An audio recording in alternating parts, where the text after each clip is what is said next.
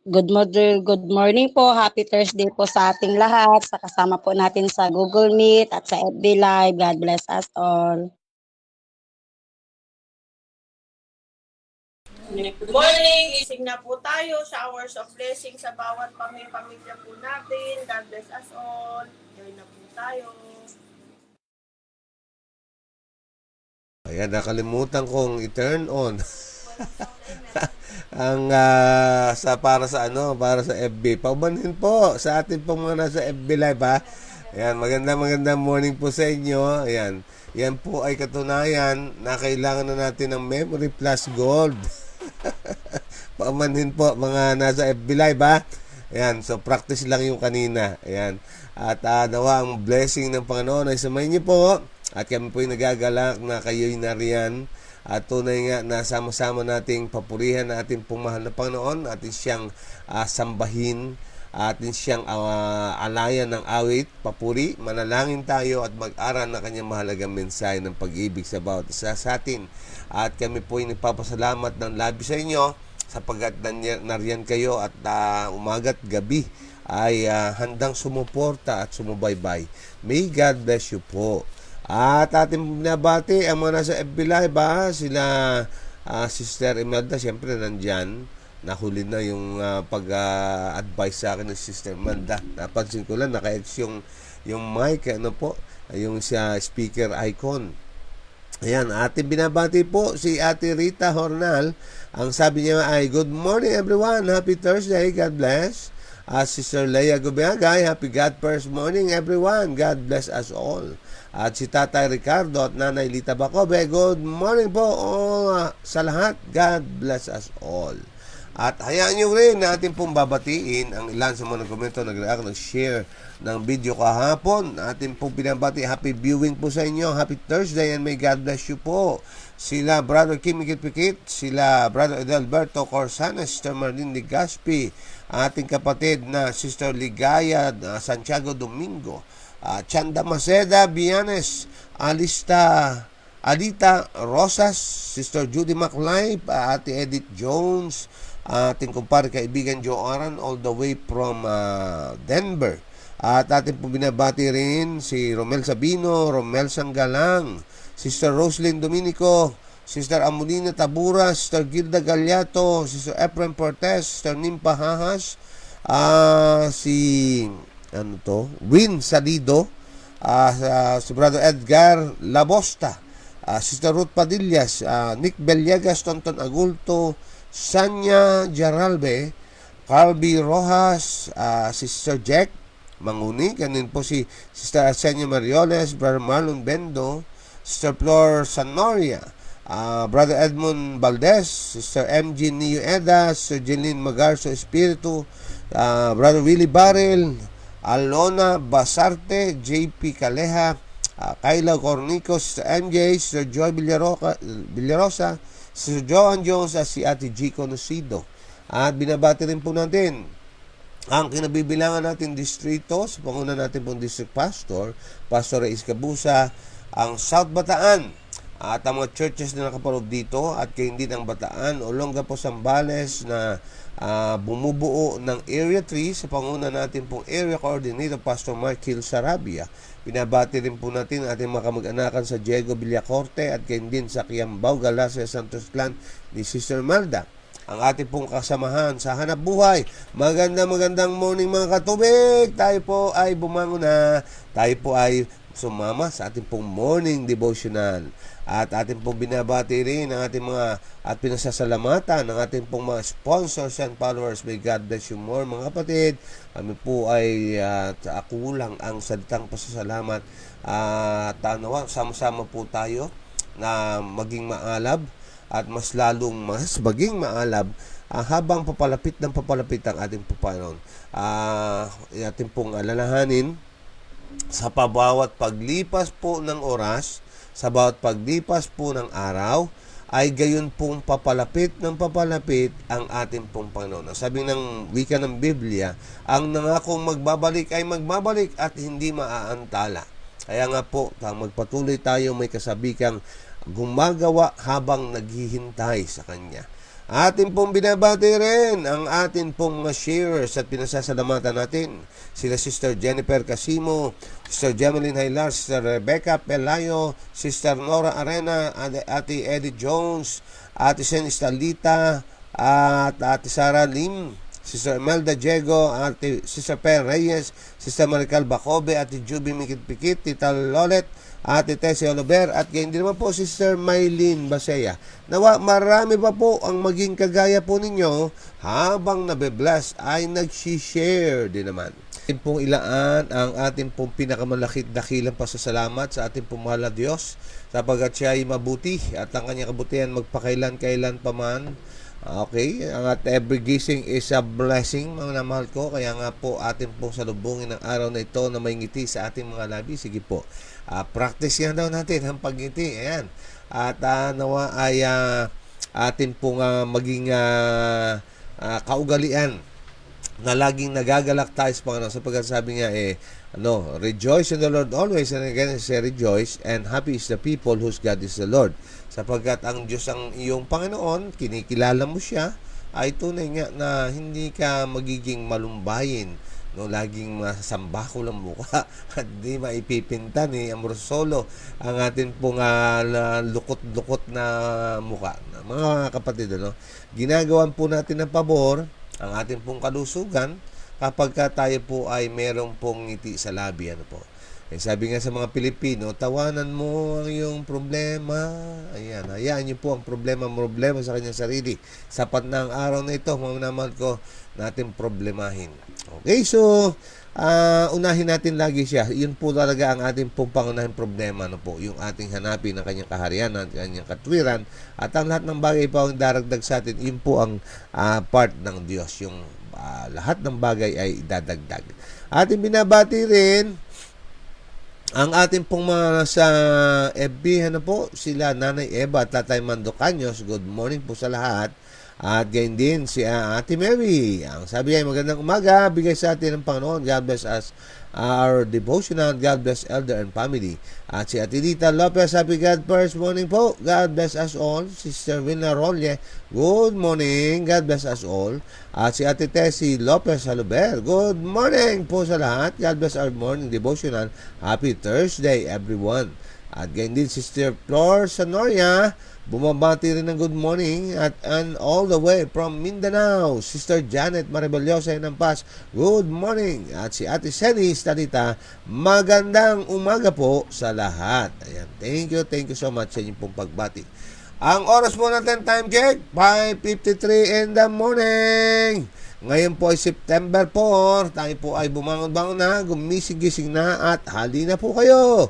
Tayo po ay mag-morning devotional na. Ang panawagan po ay para sa buong pamilya. Bakit? Sapagkat God loves the family, kaya nga tayo ay magmalasakit din at umibig sa ating pong sambahayan na walang maiiwan, lahat kasali magtutungo sa altar ng Panginoon at sa ilalim ng bandera na ating pong Prinsipe Manuel, sama-sama at nagkakaisang sinasabi, as for me and my house, we will serve the Lord. Tandaan, ang pamilyang tinataguyod sa mundong ito ang pamilyang iakyat sa sangkalangitan. Okay, so tayo po muna ay manandaling manalangin. Mapagpala, dakila, at minamahal naming Diyos, sa umagang ito, minsan pa kami po ay nagpapakumbaba sa iyo upang kayo'y purihin at sambahin, at amin pong hinihingi ang inyong pagpapatawad sa amin pong mga pagkakasala. Nasumpungan nyo sa loob ng aming pong puso ang mga karumihan, ang aming pong mga kasalanan sa pananalita, pag-iisip at paggawa. Alang-alang po sa aming pong Panginoon Sus, nawa kami po ay makasumpong ng iyong habag at awa at kami po ay mapatawad. Kasabay po nito, maaari po bang pagkalooban kami ng kakayahan na ito'y talikdan na at huwag nang uulitin pa. Mamuhi kami sa pagkakasala at ibigin namin ang pagsunod at pagpapasakop sa iyong banal na kalooban. At kami po nawa ay turuan niyo muli sa aming pong pag-aaral ngayon.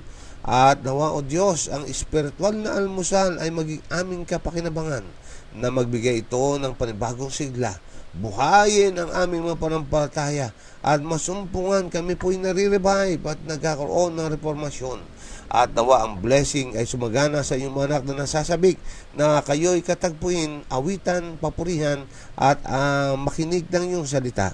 At gayon din naman, ma-share din namin to sa aming pong kapwa. Ang lahat ng makakapanood at makakapakinig ay magsilbi itong inspirasyon at magsilbing pagpapatapang, pagpapalakas ng loob at pagbibigay ng isang mapalad na pag-asa.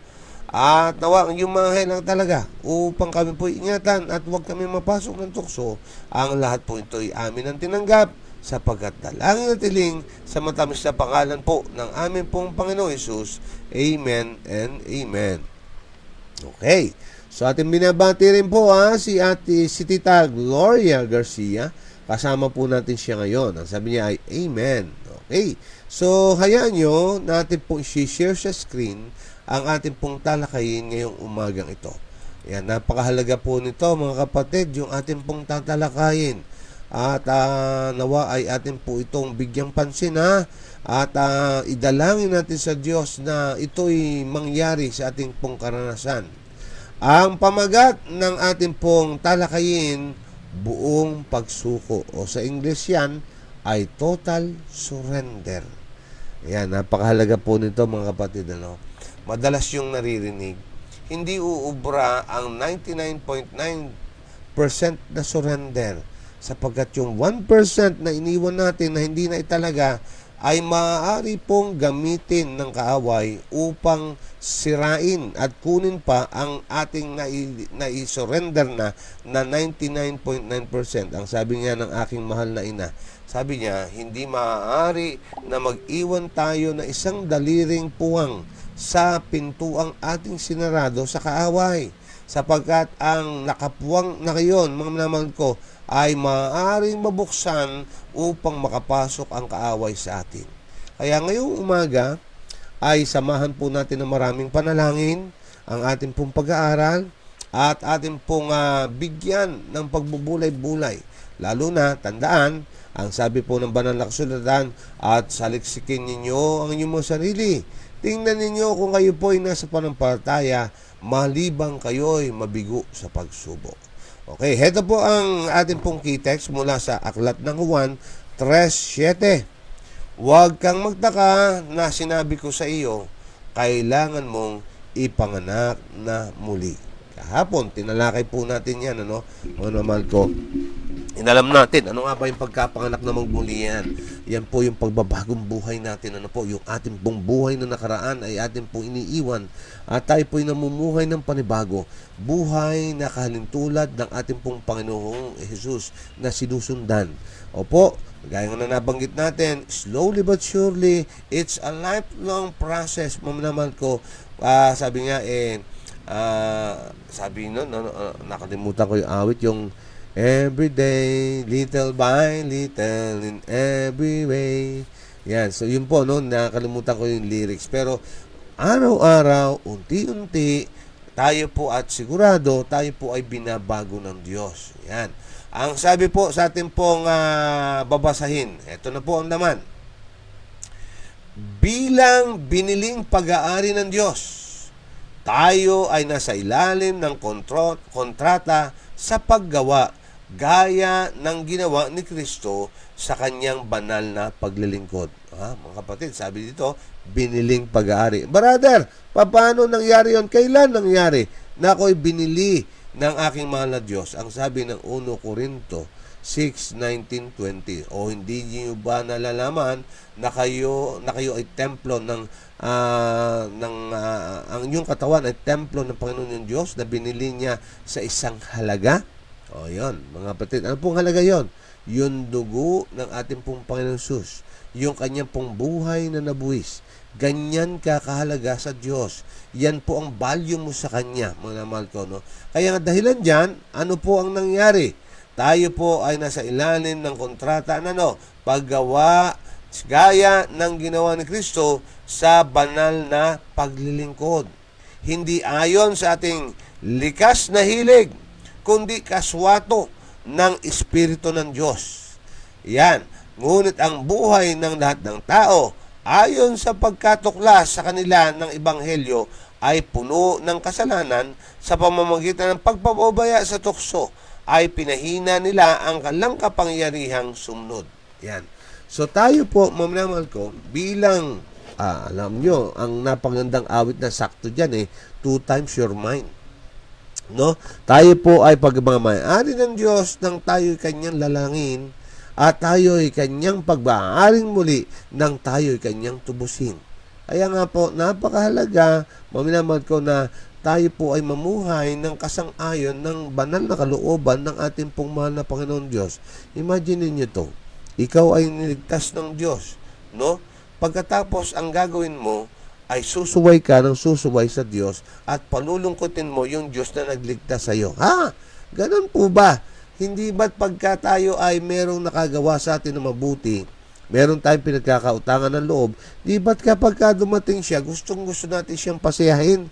Halos yung ating pong bahay, baliktarin natin pagka sa paglilinis at halos ipangutang natin para pag dumating siya ay meron siyang dadat ng masarap na pagkain at mas magandang titingnan at uupuan. Ganon din po dapat ang yung atin pong pagnanais na bigyang kaligayahan yung Diyos na nagtagligtas sa atin, mga minamahal ko. Kaya nga, yung pong gawa niya ay gagawin nating masaya. Yung kanyang inutos ay susundin nating masaya sapagkat mahal natin yung nag-utos, mga minamahal ko. Ang sabi nga dito, ang ating kalagayan ng napatagpuan tayo ng Ebanghelyo, ito daw po ay ano daw po, ay puno ng kasalanan, kaya nga po nahihirapan tayo na sumunod. Kaya nga nung nakaraang lesson, ano po ito sa ating pagtitipon ngayon, ay nasabi ko nga, ang sabi po, ang tunay nating kalagayan, ang sabi ng Biblia, ang haka at puso ng tao ay sadyang masama. At ang wika ng Jeremias, sabi niya, ang puso ng tao ay mapanlinlang, sino ang makakapagtiwala dito, at ito ay puno ng kasamaan. Kaya nga po, anong ginagawin ng Diyos? At isusulat ko ang kutusan sa loob ng kanilang mga puso at bibigyan ko sila ng isang bagong puso at bagong espiritu. Ang wika ng banal na kasulatan. Bakit? Sapagkat hindi tayo sanay na maging masunurin. Hindi po tayo sanay na tayo po ay gumawa ng kabutihan. Po, ang wika ng banal na kasulatan, ang pagnanasa at ang paggawa ng mabuti ay sa Diyos lamang po yan. Kaya nga, ano pong gagawin? Ito po ang sabi ng ating pong binabasa. Ang kanilang puso ay mapanlinlang, higit sa lahat ng bagay at lubhang masama. Sila ay patay sa mga pagsuway at kasalanan, at sa kanilang sariling lakas ay wala silang magagawang mabuti.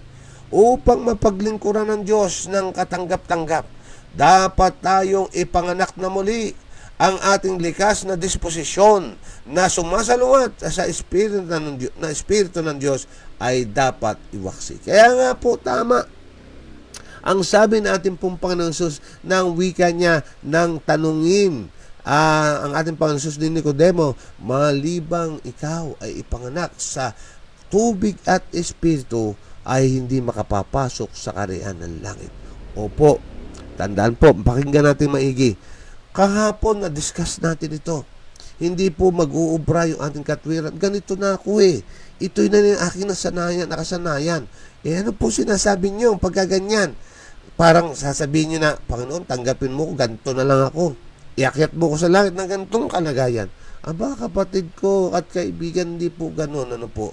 Kinakailangan, ang sabi po ng ating pong banal na kasulatan, ang sabi ng Diyos, magpakabanal nga kayo sapagkat ako'y banal. Meron po tayong dapat na maging pagbabago. At sa ating likas, imposible natin gawin. Kaya nangangailangan po tayo ng tulong ng Diyos. Nangangailangan po tayo na tayo ipanganak na magmuli upang yung ating dating kasanayan talikdan. Kung dati ikaw ay magagalitin, isang kanti lang sa'yo, aba, ay daig mo pa, mahihiya yung dragon sa pag-usok ng iyong ilong at ng iyong tenga. No, mga kapatid, kung dati ganun ka, hindi na, sapagkat ang Diyos ang bumago sa buhay mo, na tinanggap mo siya bilang personal mong tagapagligtas at ikaw ay nagpaubaya sa Kanya, binigyan kang kanyang kapangyarihan upang matalikdan ang dating pong buhay. Kung noon ay magpapantay na ang aking mga paa, hindi ako magpapatawad. Aba ngayon mga kapatid ko, sapagkat ang wika ng Panginoon Diyos natin, magpatawad ka upang ikaw ipatawarin at ikaw magpapatawad 70 times 70. Oh, nakita nyo mga kapatid, ano po? Yan po ang dapat na isang buhay ng isang Kristiyano. Dapat tayong maging mga bagong lalaki at babae kay Kristo Jesus. Ang ating luma, hindi na bagong buhay ay dapat magbigay ng lugar sa isang bagong buhay. Isang buhay na puno ng pag-ibig, ng pagtitiwala, ng kusang pagsunod. Maliban kung ang pagbabago ay magaganap, hindi tayo makapaglilingkod sa Diyos ng tama. Ulitin ko po ito. Ano po? Ito pong naka-highlight. Pansinin niyo pong maigi. Ano pong sabi po dito? Dapat magbigay ng lugar sa isang bagong buhay. Isang buhay na puno ng ano daw po? Ano pong makikita? Pag-ibig, pagtitiwala, ng kusang pagsunod. Heto po ang matindi. Maliban kung ang pagbabago ay maganap, hindi tayo makapaglilingkod sa Diyos ng tama. Brother, nagbibigay naman ako ng tithes and offering. Ako naman po ay sumasama sa mga gawain. At actually, ako po ay na gumagawa na may kasigasigan. Ang sabi po ng banal na kasulatan, malibang pag-ibig ang nagdidikta, malibang pag-ibig ang siyang motibo, ang lahat ng ating ginawa ay pawang walang kabuluhan. Malibang ating ginaganap ang kalooban ng ating Ama sa langit, ang ating pong pagtawag na Panginoon ay walang kabuluhan. Basahin niyo po ang aklat ng Mateo 25, no po, yung sa bandang laylayan niya. Makikita niyo po doon, no, ako'y nagpupropesiya sa pangalan mo, Panginoon. Anong sabi ng Panginoon? Lumayo ka sa akin, hindi kita nakikilala. Kaya nga po, mga kaibigan, napakahalaga ng ating pong mga pinag-aaralan, ano po, huwag natin siyang ipagwalang bahala. No, kailangan narinig po natin, pagbulay-bulayan natin, ihingi natin ng tulong sa Diyos, kailangan po tayong magkaroon ng pagbabago. Opo, mamnaman ko, sapagkat ang atin pong Panginoong Diyos, ang siyang naglagay po nito. Hindi po ako na nagbabasa na po, kundi ito po ay dilalayo ng Diyos na makita sa kanya pong bayan na pinili, sa kanyang mga lingkod, sa kanyang mga tagasunod. Ang sabi dito, magiging depektibo ang ating trabaho. Ang mga makalupang plano ay dadalhin sa kakaibang apoy. Di pararangalan sa Diyos. Ang ihahandog ang ating buhay ay maging hindi banal at malungkot at puno ng kaguluhan at kaguluhan. Kaya kinakailangan po natin ng total surrender of our hearts. Hindi po maaaring half surrender ka lang. Hindi po maaaring 3/4 surrender lang tayo. Kundi ang kailangan po, mamnaman ko, ay total surrender. At ang sabi pa po dito sa pagpapatuloy, si Kristo ay dumating sa ating mundo dahil nakita niya na nawala ang ating imahe at kalikasan ng Diyos.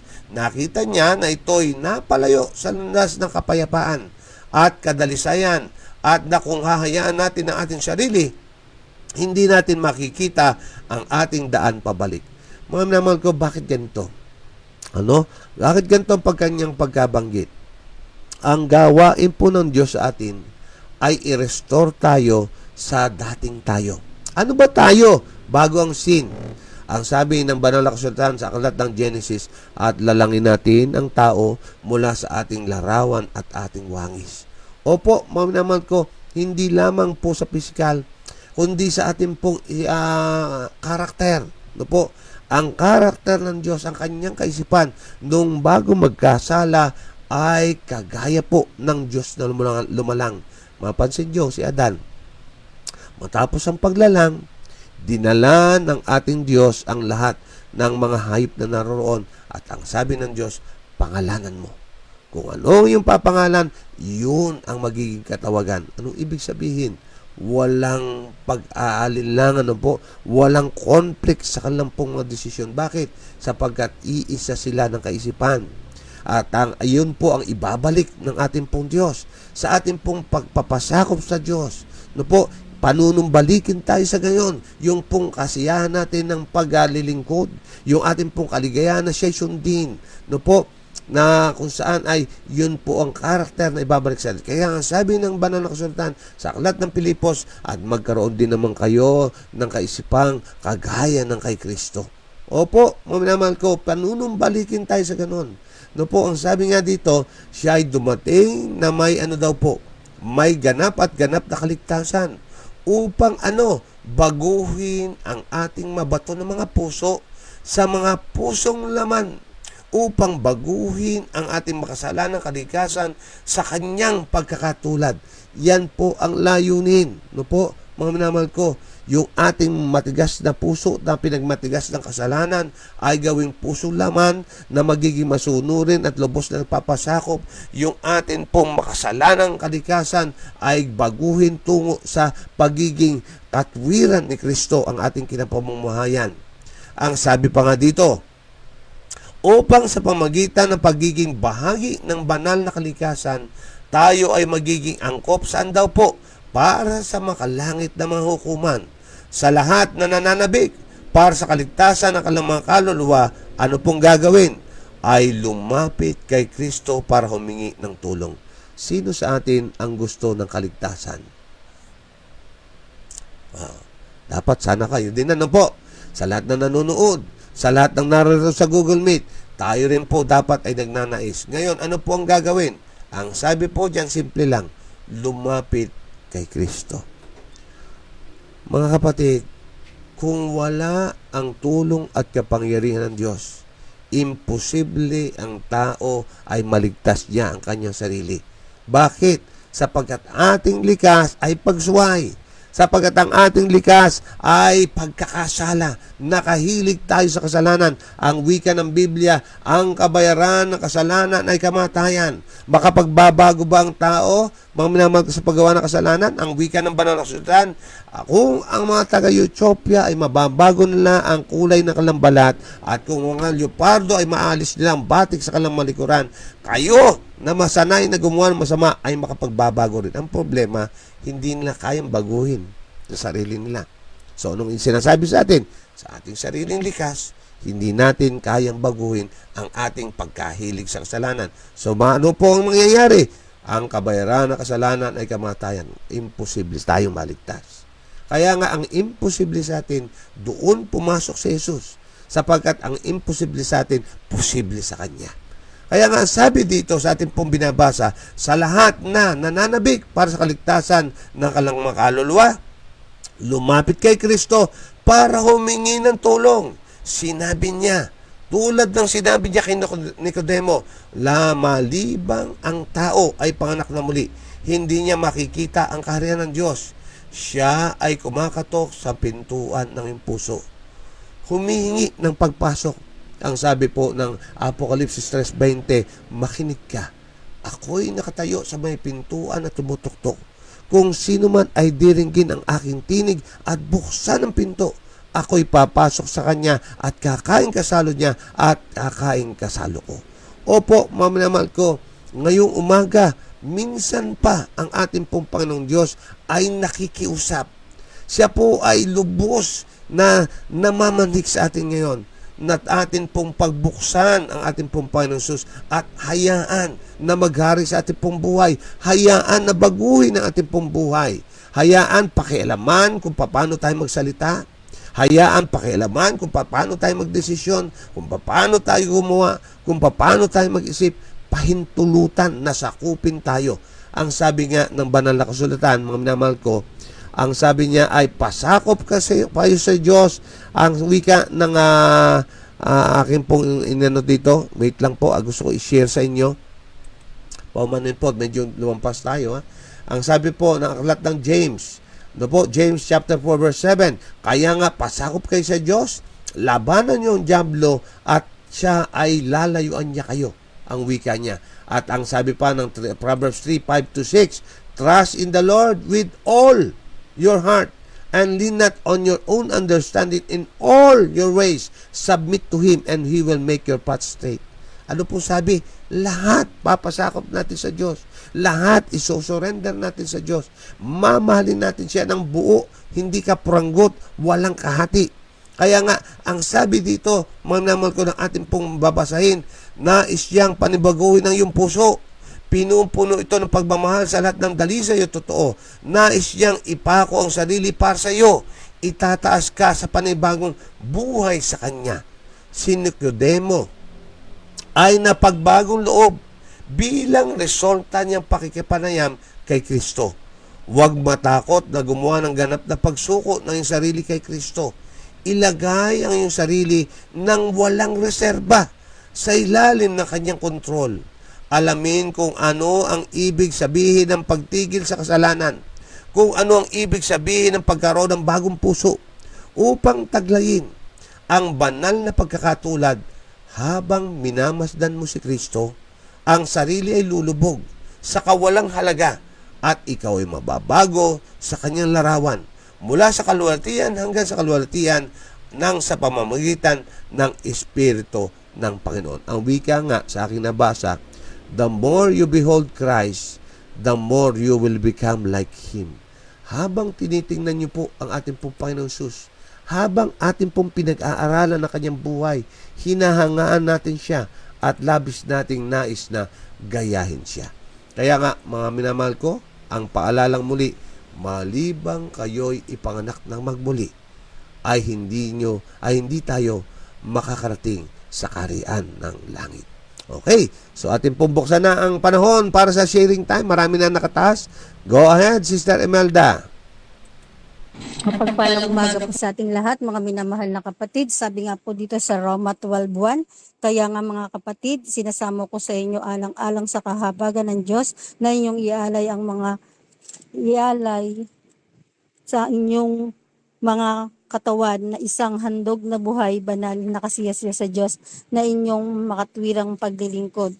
Kaya dapat po tayo po ay mas mag-umalab sa ating Panginoon dahil siya po yung magbibigay sa atin ng inspirasyon kung magtitiwala lang po tayong lubos, kung isusuko po natin ang ating mga sarili sa Kanya, siya lamang po yung makakapagbigay ng tanging pag-asa. At higit sa lahat ang sinasabi ng 1 Pedro 5 verse 7, ilagak ninyo sa Kanya ang lahat ng inyong kabalisahan sapagkat gaya ng siya'y nagmamalasakit sa inyo.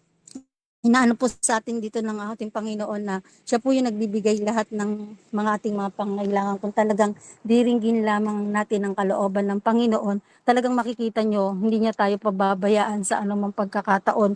Siya po ay kasakasama po natin. Ang Panginoon ay napakabuti niya sa lahat ng oras. Ang pag-ibig niya wagas din nagmamaliw noon, ngayon at magpakailan paman. Kung tayo lamang po ay lubos na manghahawakan at magtitiwala sa Kanya. Ganon din naman ang sinasabi ng Lucas 14:33. Kaya nga sino man sa inyo ay hindi magtakwil ng lahat sa Kanyang tinatangkilik ay hindi maaaring maging alagad ko. Kaya sa ganitong pagkakataon, kailangan po mas lalo tayong magmaalab na sa relasyon ng Panginoon na siya po ang ating unahin. Kaya nga po sabi, di ba, pagka umaga, God first morning, siya yung kauna-unahan na nagbibigay sa atin kung siya po'y mapalad nga po tayo araw at gabi. Meron tayong napag-aaralan na banal na kasulatan. Ito ang inspirasyon natin kung ano man lang yung mga pinagdaraanan. Kung isusuko nyo talaga sa Panginoon, siya ang makakaresolba. Tayo magtatagumpay sa lahat ng uri ng ating mga problema. Dahil ang Panginoon sa tao nga, mabibigo ka, pero sa Diyos, ilagak mo lahat. Ang pagtatagumpay ay nasa Kanya. Magandang umaga po sa ating lahat.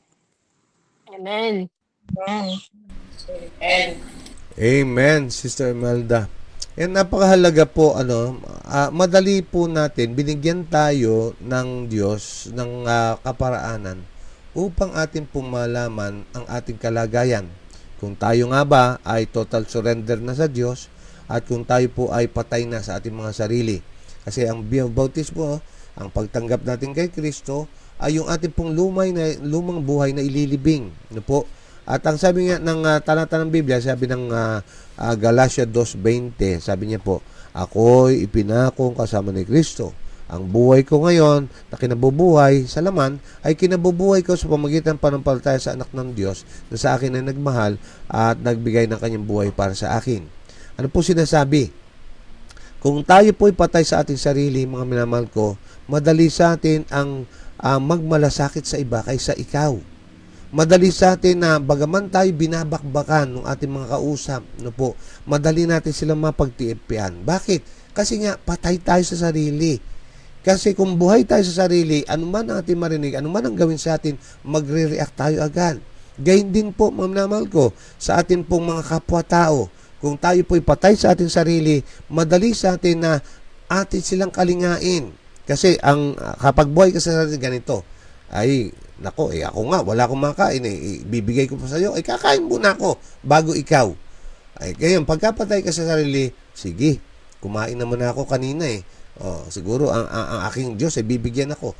Bibigyan kita. Yan po, mga minamahal ko, dyan natin makikita kung bakit, kung paano ka patay sa sarili. Kaya nga, patay sa sarili ang tawag po.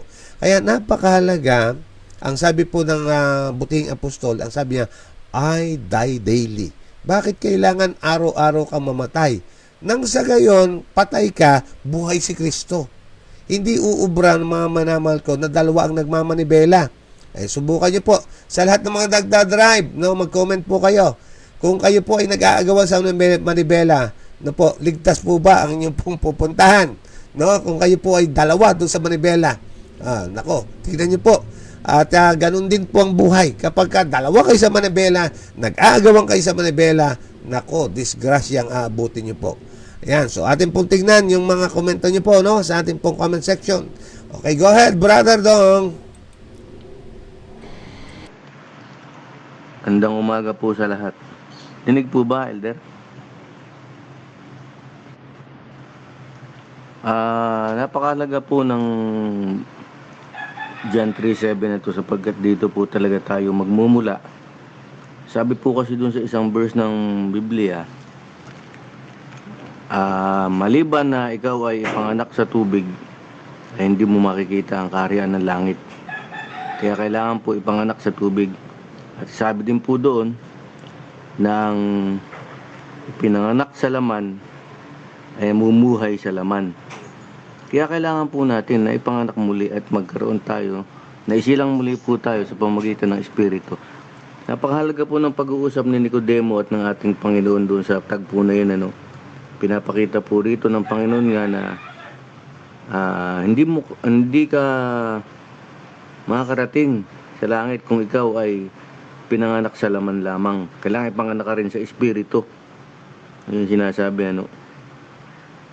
So, talaga pong ganun. Doon tayo magmumula. Kaya nga po may bautismo para malinis tayo. At yun nga po yung napag-aralan natin noong nakaraan, yung nasabi ko po na kailangan mo lang lingunin yung una mo. Maisip mo sa sarili mo na ikaw ay pinanganak ng muli. Kumbagay bago ka na. Malinis ka na. Bakit bumabalik ang muli para madumihan? Yun po yung magandang aral doon na tanawin natin. Yung napakahalagang yugto sa ating buhay na kung saan ay tayong muling ipinanganak sa pamamagitan ng tubig, espiritu. Sabi mo nga, Brother Marlon, ang bautismo, pag ikaw lang mag-isa ay walang silbi. Kailangan mong kasama talaga ang Diyos, ang banal na espiritu para magkaroon ng silbi. At kung ikaw naman, sabi mo nga ay patay na sa dati, at ikaw ay namumuhay na si Kristo nang namumuhay sa iyo, kailangan makita na si Kristo sa iyong pag-uugali. Yun nga lang, sad to say, minsan ay hindi talaga natin may ipakita. Na iba yung nakikita sa atin, Brother Marlon. Kaya po, isang napakagandang yugto po ito, tagpo ng pag-uusap ni Nicodemo ng ating Panginoon. Kung talaga pong ating titignan, yung doon na lamang po sa salitang ang ipinanganak sa laman ay sa laman. Kaya kailangan po talaga natin na ipanganak muli sa Espiritu upang makita ang kaharian ng langit. Yun lamang po, magandang umaga po. Amen, Brother Dong. Napakahalaga ng ating pong pag-uusap kayo, Ito po ay wag nating ipagwalang bahala. Mamamahal ko, tingnan niyo po ang larawang ito, po. Ganito natin tingnan. 'Di ba? Sabi doon, ang bautismo daw ay paglulubog ng buhay mo dati. So ibig sabihin, kung paano namatay si Kristo at siya ay nilibing, ganun din po ang ating pong dating ugali. Okay, so imagine niyo po, nilubog, nilibing. No po? Tapos ang sabi niya, babangon ka sa isang bagong buhay.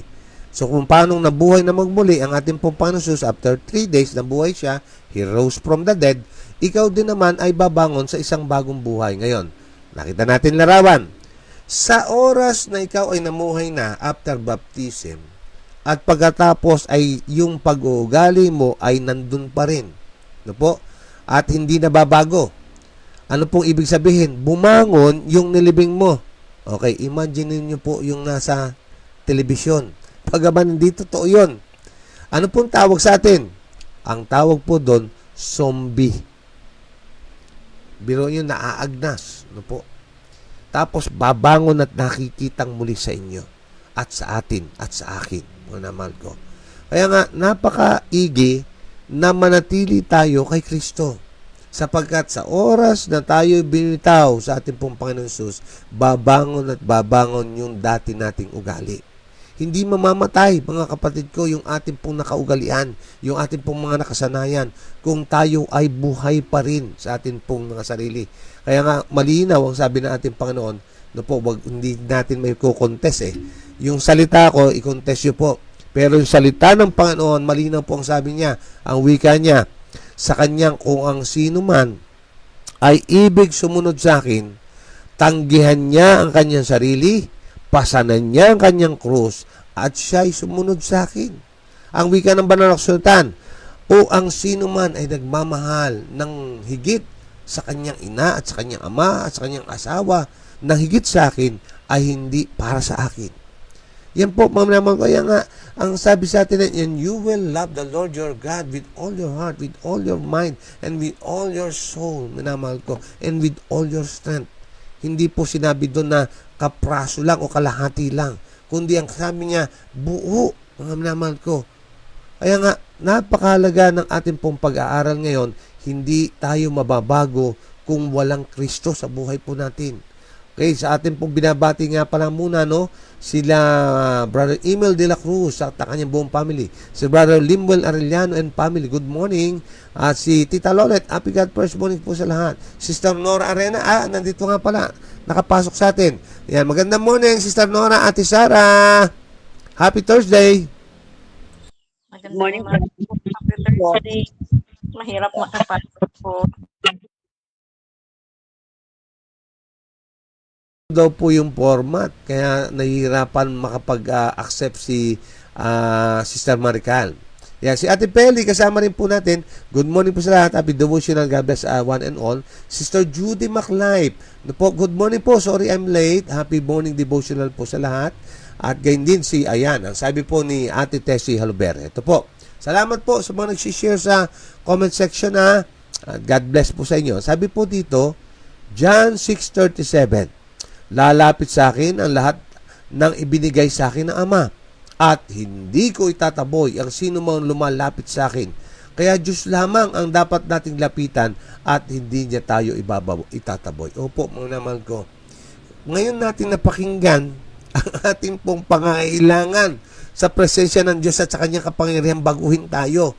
Kaya ano pong susunod dapat natin na reaksyon? Mga kapatid ko, lumapit tayo sa Diyos kung ano tayo. Kasi meron pong mga kaisipan na, ay, Panginoon, paano to? Nakakahiya ang aking kalagayan. Ako'y marami pang mga bisyo, marami pa akong mga ugaling hindi nababago. Lalapit ako sa iyo pagka nalinis ko na ang sarili ko. Pagka ganyan po ang ating pong kaisipan, ay itaga niyo po sa bato. Hindi na po kayo makakalapit. Sapagkat imposible sa ating sariling lakas na babago ang buhay po natin. Ngayon, ano pong sinasabi sa atin? Sa kalagayan nating itong salat, sa kalagayan ito nating nakahihiya, lumapit tayo sa Kanya at hayaan, pakinggan nyo maigi, at hayaan na Siya ang bumago sa atin. Right away, mga naman ko, yung ating pong pagtugon, wag nang magpatumpik-tumpik. Kapag ka narinig mo ngayon mo tugunin, sapagkat baka bukas o mamaya lamang, huli na po ang lahat. Ang sabi pa po dito, okay, si Sister Emma Halos Doniego, good morning po sa lahat mga kapatid ko. Sister Arsenia Marioles, magandang umaga po. And happy morning devotional sa lahat. Praise God. Ayan. Okay, nakataas po ba yung inyong kamay? Ate Sara, sige po, go ahead, Ate Sara. Yes po. Yes po. Good morning po ulit. Isang malaking pasasalamat lang po dahil sa pag-aaral natin na to ay nadadagdagan ng ating lawak ng kaunawaan tungkol sa mga bagay-bagay na nangyayari at mangyayari pa. Kumbaga magkaroon ng pagiging mababang loob kahit anong sakit ang naririnig, kahit anong sakit ang nararamdaman. Napakalaking pasalamat po talaga sa Panginoon. Dahil may paalalang ganito. Kung wala, ay ala po, lulubog tayo sa impyerno talaga. At magkaroon ng pagtitimpi. Yun po. Kasi po talagang ang pag-aaral natin sa araw-araw talaga pong kumakapak sa bawat isa. Kaya po ang panalangin ko lang ay magkaroon pa ng mga ganitong pag-aaral para po may angat tayo rito sa sanlibutang punong-puno ng kasalanan. Yun lamang po. Amen, Sister Sarah. Amen, Ate Sara. Tama po ang sabi ni Ate Sara, no, mga kapatid. Pare-parehas tayong nagbubunot ng mga sakit. Nakatarak po sa puso natin yung sibat, yung pumpana, yung pong tabak na narito. Kasi lahat po tayo ay tinatamaan. Mga minamahal sa mga lahat po na nakikinig, hindi po ito patungkol sa kanino pa mang personal, ano po, kundi ito po ay pangkalahatan sapagkat lahat tayo ay may problema. Lahat po tayo ay struggling, mga minamahal ko. Kung bulkan at bungkal lang din ang pag-uusapan Ate Sara sa temper, kasama po kami ni Sister Imelda dyan. No po? At talaga namang sinusubok lagi ang ating pong pagpapasensya at pagtitimpi. Kaya nga, napakasaya, napakaigi po talaga na meron tong paalalang ganito na tayo ay ginigising, mga kapatid ko, no? Yung pong bang binubuhusan ng malamig na tubig tayo at tayo po ay nagigising. Yun po yung feeling mga kapatid kapag atin pong pinag-aaralan ng kanyang masalita. Tandaan, malinaw po sabi ng Panginoon Hesus. Hindi po ako yung sabi. Hindi po yung babasahin natin ng sabi. Yung atin pong Panginoon Hesus ang nagsabi. Ang sabi niya, malibang kayo'y ipanganak na magmuli ay hindi makapapasok sa kaharian ng langit. Sa mga tuwid, walang kahit anong katwirang paaaring tanggapin na, ganito na lang ako. Pasensya ka na, Panginoon, na ganito ko. Masama ugali ko. Masama yung yung salita ko, yung bibig ko. Ganito na lang ako. Ang sabi po ng Biblia, ang sabi po sa Spirit of Prophecy, mga namal ko, sa pagdating ng Panginoon, kung ano ang ugaling meron ka, hindi po siya maghihimala na ikaw ay babaguhin na gawing banal. Hindi po ganon. Kundi kung ano ang dinatnan sa'yo, yun ka na. Ang tanong, kung datnan kang ganon, saan ka patutungo? Ang sabi ng banal na kasulatan sa Apocalypse 21, at hindi makakapasok doon ang mga karumal-dumal, ang mga sinungaling, etc., etc., mga namal ko. Kaya nga, napakahalaga sa kanyang pagbabalik ay na-develop sa atin ang wangis at larawan ng Panginoon, hindi sa ating sariling lakas, sa kanya pong kapangyarihan. Ate Edith, sige po, bago tayo mag-pray, go ahead. Magandang umaga po sa atin, mga kapatid. Alam niyo, yung paghingi ng tawad sa ating Panginoong Diyos, kasi na tayo na-save niya na tayo sa kanyang pagkabayubay sa cross, di ba? Lahat tayo ay na-save niya na. So, ngayon, ang sa atin po is pasasalamat ang ibigay natin sa kanya. Dahil yun nga sabi, maliban sa ikaw ay maipanganak uli, siyempre, talagang makasalanan tayo kung sa tutuusin. Pero ang nakakaganda diyan is lumapit tayo, patuloy tayong lumapit sa ating Panginoong Diyos at humingi ng kanyang patawad. Meron po akong isang kaibigan na talagang ayaw niya pumasok sa simbahan, Brother Merlon. Sabi ko, "Halika, magsimba tayo." Isasama ko na lang po siya sa pagsisimba sana noon. Kaya hinihikayat ko kahit yun ay hindi ko talaga simbahan. So, sabi niya, "Ay hindi ako sasama," sabi niya, "kasi nasa may pintuan pa lang ako, baka sipain na ako ng Panginoong Diyos," sabi niya, dahil daw po makasalanan siya. Sabi ko, "Kaya ka nga hihingi ng tawad," sabi ko, "kasi may kasalanan ka." Sabi ko, "Hindi ka naman sisipain ng Panginoon, hindi ka puwede dito kasi makasalanan ka. Kaya tayo," sabi kong ganyan, "is humingi ng tawad sa ating Panginoon at tiyak," sabi ko, "patatawarin ka niya. Huwag kang matakot na pumasok ng simbahan dahil nakakagawa ka ng hindi maganda." Sabi kong gano'n, Brother Marlon. Pero talagang hindi ko po siya nahikayat talaga na ano, na pumasok sa simbahan or manalangin. Yung pinatigas niya talaga, Brother Marlon, mga kapatid, yung kanyang katayuan na kasi makasalanan siya. Kaya yung mga nakikita po natin na, nasa Diyos na tapos is nagkasala uli, gano'n, patuloy nating hikayatin na manumbalik sa ating Panginoon Diyos at, humingi ng tawad kasi hindi naman niya tayo tatalikuran ang ating Panginoong Diyos. Bagkus kaya nga niya pinababa ang kanyang kaisa-isang anak, dahil para ma-save ang mga makasalanan, maisama pa sa kanyang, ah, kaharian. Kaya yun lang po ang aking maiaano dito na patuloy tayong humingi ng tawad sa ating Panginoong Diyos. Kasi kahit ano po at ang pagpapakumbaba, 'wag po tayong ano na tayo ay mataas, hindi po. Kung tayo po'y nagagalit is manahimik na lang po muna tayo, hanggang sa yung talagang, huhupa na. Kasi kung ano man yung lalabas sa ating mga bibig 'pag tayo po ay galit is talagang makakasakit at hindi na po natin 'yan mababawi. Kaya nga po ang kasabihan, saktan mo na lang sila physically, 'wag lang sa salita. Kasi ang salita, Brother Marlon, is talagang nakatatak na 'yan. Kaya 'yun lang po ang aking ano dito. Maraming salamat po sa ating Panginoong Diyos at sa ating pag-aaral na ganito. Kasi marami po akong natutunan talaga. Ayun. Amen, Ate Edith.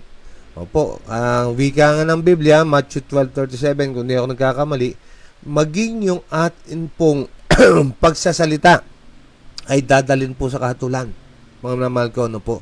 Kaya nga, ingatan po, sabi ng Santiago 3, tinatalakay po doon yung dila ng mga kapatid ko, no? Huwag mangyari na yung ating dila ay nagsasalta ng papuri sa Diyos habang ito naman ay nagki-curse. Lumalabas ang curse, mga namahal ko. Ang mga panunumpa. Ano po? Kaya hindi po maaaring magkasama yan. Ano po? Kung nagpupuri ang bibig mo, magpuri ang bibig mo. Okay, sabi po ni Sister Judy MacLife. Okay, atin po basahin to mga kapatid bago tayo mag-pray. Ang nais ng Panginoon na magkaroon tayo ng totally surrender to Him. Sapagkat tayo ay tao lamang, mahina tayo. Pero kung patuloy tayong lalapit sa Panginoon, mararanasan natin ang kapatawaran sa lahat ng ating kasalanan, magbalik loob tayo sa Kanya. Amen, Sister Judy. Yan po, sabi nga ni Ate Edith, ano po, come to God, mamanamal ko, come as you, what you are, no po, at siya ang bahalang bumago. Ang sabi dito, Sir Arsenio Merioles, hindi tayo pinipilit ang Panginoon upang tayo magpabautismo. Tayo mismong nagdedesisyon sa ating sarili upang tayo lumapit at mabago sa ating mga kasalanan. Kaya tayo ay paulit-ulit na pinaaalahanan ng ating Panginoon. Kaya tayo ay nalinis na, nabago na, magpatuloy at magpakatatag.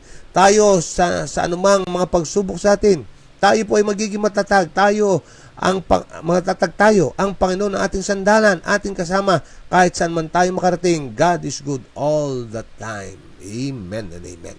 Okay, thank you po sa inyong mga pag-share. Both Google Meet and FB Live.